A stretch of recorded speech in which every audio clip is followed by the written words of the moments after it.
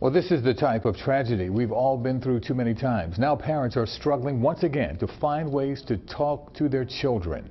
Dr. Stacey Haynes joins us now. She's a licensed professional counselor with Little Hands Family Services in Turnersville.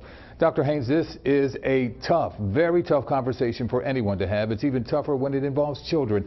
How do you start the conversation? What are the steps? And of course, thank you for joining us. Thank you, Yuki, for having us. Yes, this is definitely a tough conversation to have with our children. And so it's really important for parents to allow their children to decide to talk about it or to not talk about it.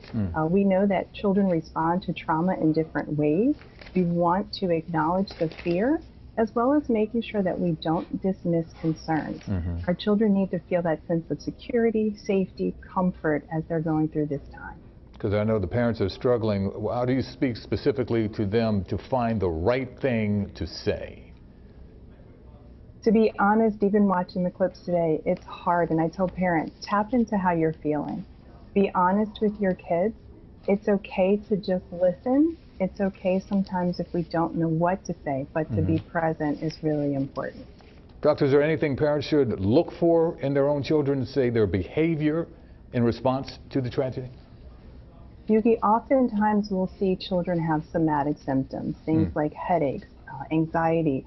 They'll have fear, sometimes kids not being able to sleep, even anger, the same emotions that we feel as adults. But because they're children, being able to regulate strong emotions are hard. And so I do tell parents, be mindful that any change in behavior could be a trauma or stress response. Oh, for sure. And the children in Robb Elementary School are in what, second, third, and fourth grades. How young is too young to talk about the shooting, and how do you do it in a developmentally, I guess, appropriate way?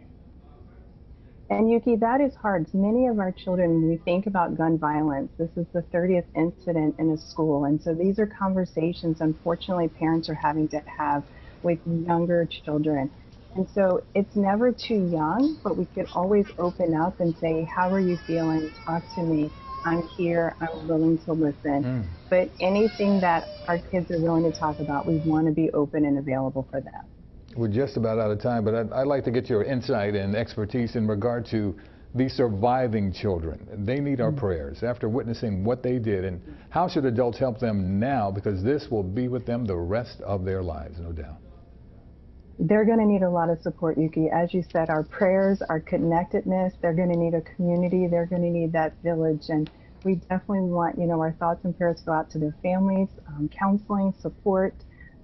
This is going to be something, yes, that's going to be with this community for a long time. Yeah, it takes a village, no doubt about that. Dr. Haynes, thank you so much for your insight and your expertise. Appreciate it. Our coverage of the Texas school tragedy continues online. You'll find more resources for talking to children about the massacre at cbsphilly.com.